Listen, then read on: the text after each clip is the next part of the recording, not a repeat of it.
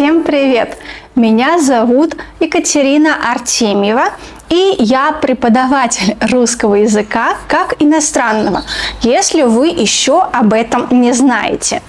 Это значит, что я преподаю свой родной язык для испаноговорящих людей. Могу использовать русский язык и могу использовать испанский язык, чтобы объяснить, как мы говорим и думаем по-русски. Это достаточно интересно. И именно поэтому я очень долго думала, на каком языке я могу записать это видео. Дело в том, что я уже привыкла говорить на испанском. Это не значит, что я говорю по-испански идеально. Я совершаю ошибки, и это нормально. Но для меня более естественно объяснять что-то на испанском, потому что на русском я не привыкла разговаривать много. С другой стороны, русский язык – это мой родной язык. Я не совершаю ошибок или совершаю их значительно меньше, как и любой другой носитель. Но вместе с тем я думала, если я записываю видео по-испански, я не должна делать субтитры. А если я записываю видео по-русски, я должна делать субтитры. И мне придется очень много работать. Но с другой стороны, это будет полезнее для студентов, которые изучают русский язык. Как видите, я говорю сегодня с вами по-русски. Сегодня мы с вами поговорим о том, что мне, русскому человеку, не нравится в русском менталитете, и что мне, русскому человеку, нравится в менталитете испаноязычных культур. Но это не говорит нам о том, что мне не нравится русский менталитет. И также не говорит нам о том, что мне нравится менталитет испаноязычных культур. На самом деле мне нравится все. Просто что-то больше, что-то меньше.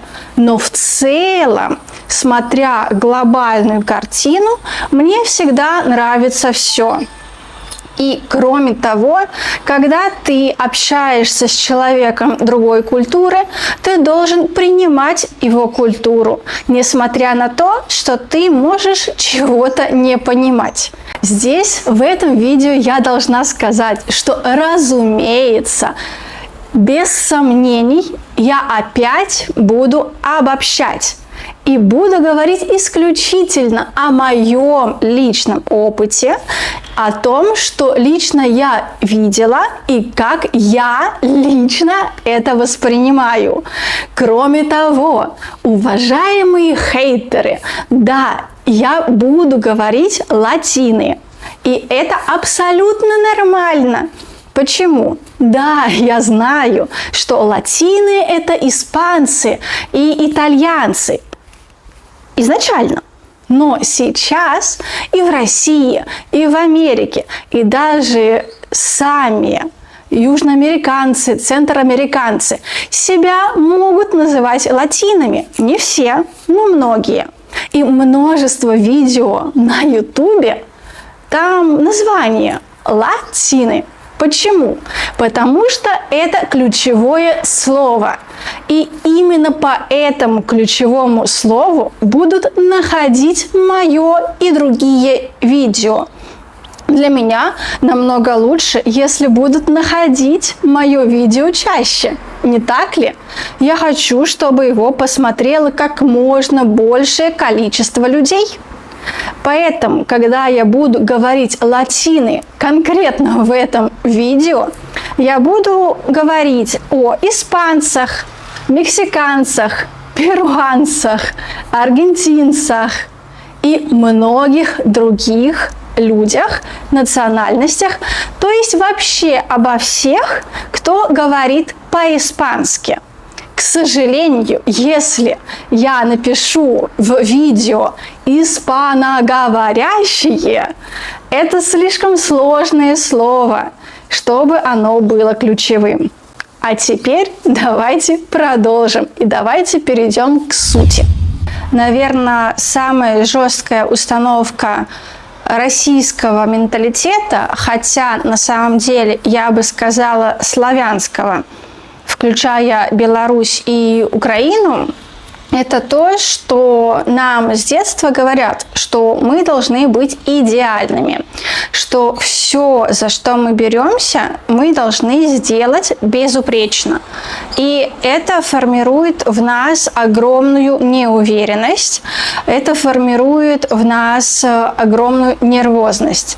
И да, с одной стороны, мы действительно достигаем в жизни очень многого, ну или, по крайней мере, стремимся к этому. Но, с другой стороны, мы никогда не наслаждаемся настоящим моментом. Мы всегда думаем о том, что будет потом.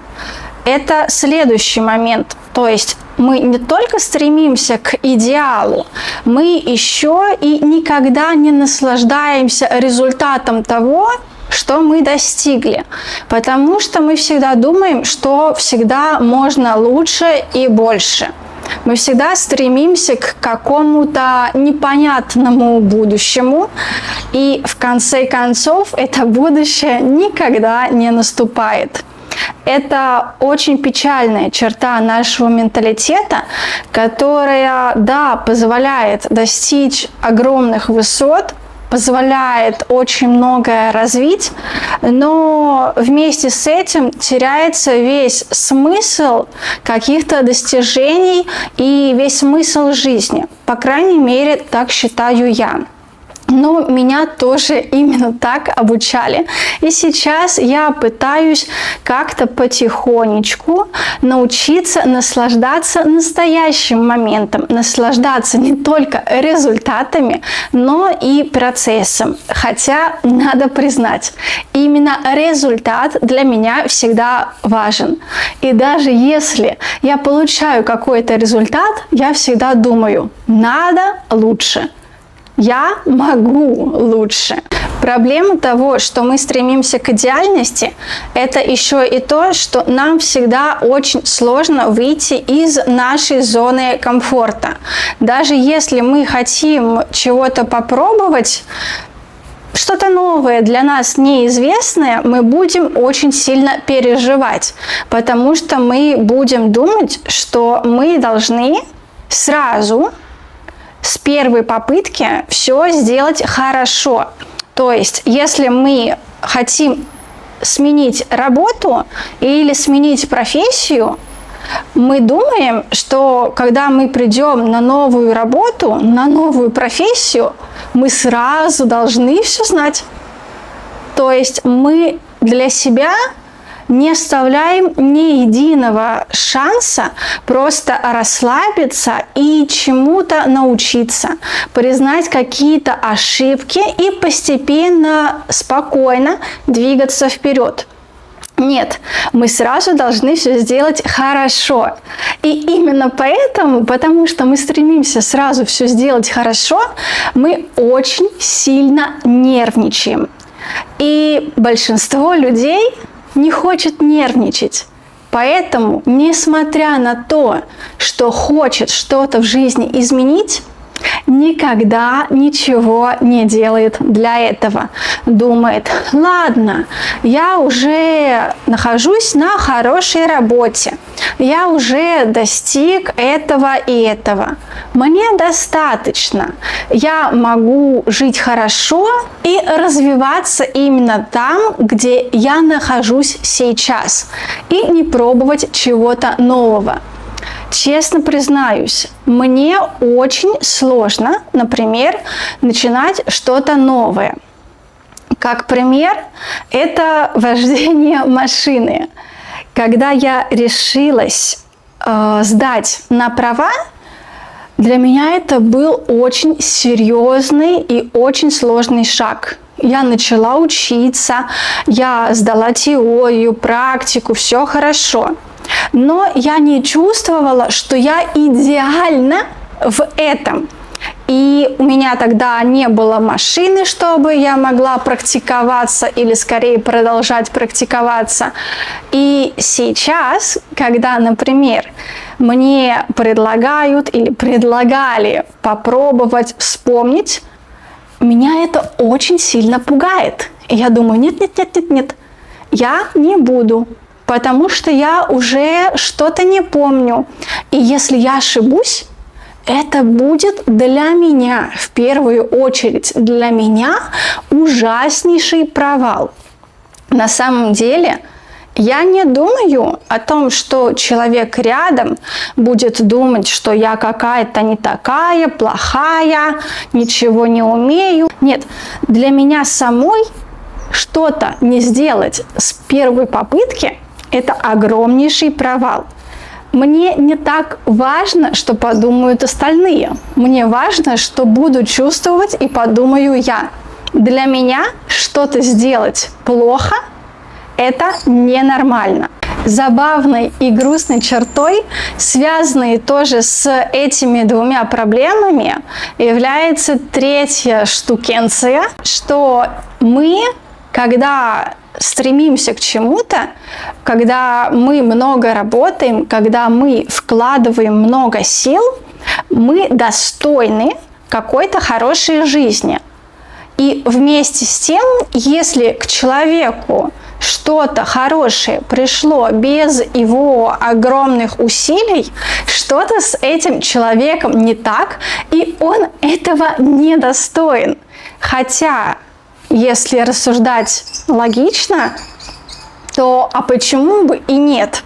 Если человек уже что-то умеет делать, и если он что-то все равно сделал и добился быстро прекрасного результата, это же замечательно, это же тоже результат. Не важно, что он не потратил много сил, не потратил много, не знаю, не потратил чего-то много-много-много, не страдал. Вот здесь, это вот в российском менталитете, в нашем менталитете главное страдать, добиваться всего потом и кровью, страдая. На самом деле, и об этом очень часто говорят сами русские люди, что наша любимая национальная игра – это страдать. И это прослеживается в классической литературе.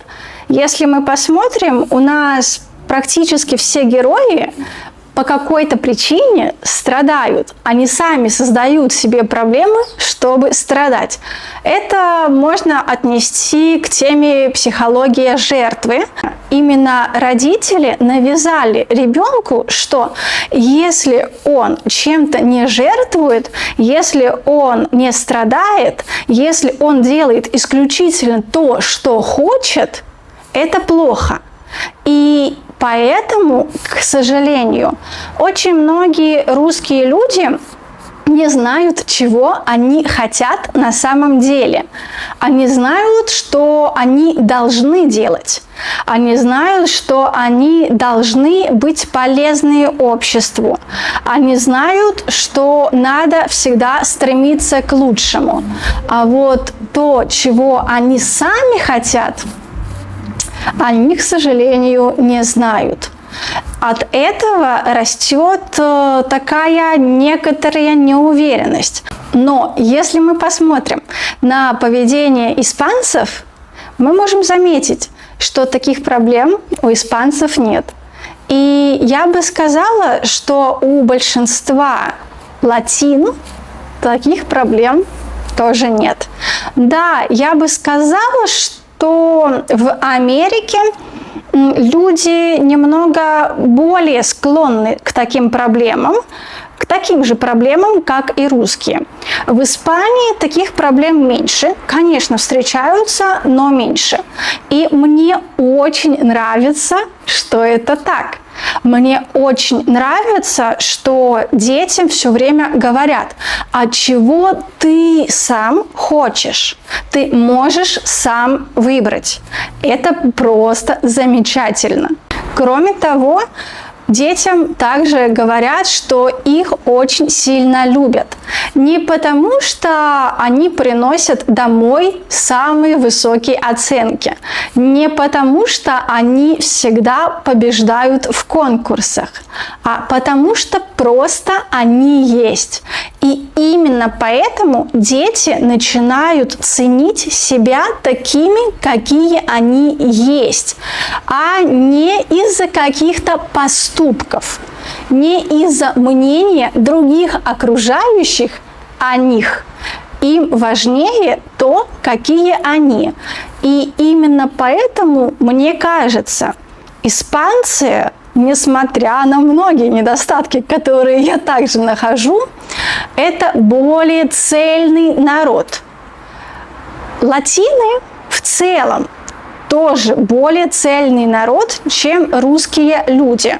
Возможно, более эмоциональный, менее стойкий, менее стремящийся к какому-то сверхразвитию, к достижению суперцелей каждую минуту.